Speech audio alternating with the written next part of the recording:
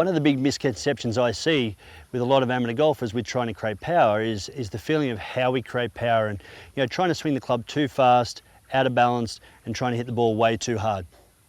So if we look at an Olympic runner, we see that they run nice and balanced, everything in time, and they run really fast, but yet they don't look like they're running fast. If we look at a gymnast, they do a flawless routine and they stick their landing and everything is balanced. That's what we want to look at with the golf swing. With doing this, we're going to maximize the ability to contact the ball more centered in the golf club, which is going to lead us to more distance and further shots. Now, for me, there's three main things that I'm going to talk about now that are going to help you with that correct sequencing and that correct balance during the swing. The first one is going to be setup. So for me, we start from the ground up. We start with our feet slightly flared, which allows the feet, the knees and the ankles to sit in the right position. From there, I'm going to have a bend forward for my hip joints. I'm going to have a little bump with my lower half towards the target, which will allow me to angle my spine away from the target.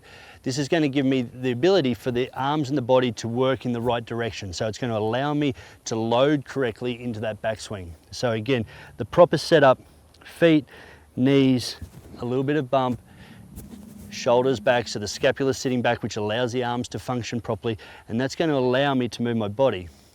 So the second thing is going to be how we take the club away, and this is going to allow us to shift pressure in our swing. So if we look at that backswing, my arms are going to move across my body. So my left arm is going to stay connected to my body. It's going to move across while my right arm folds.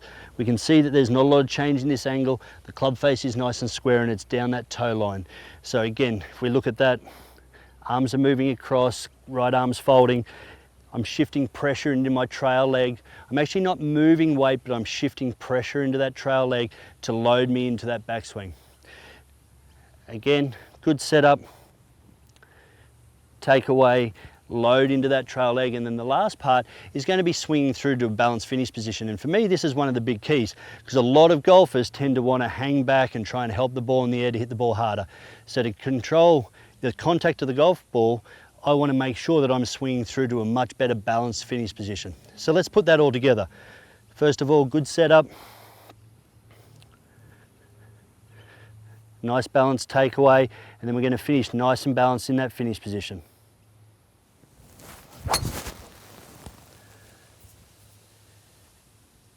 If you can do these three things, I'm sure you're going to drive it much longer and much straighter.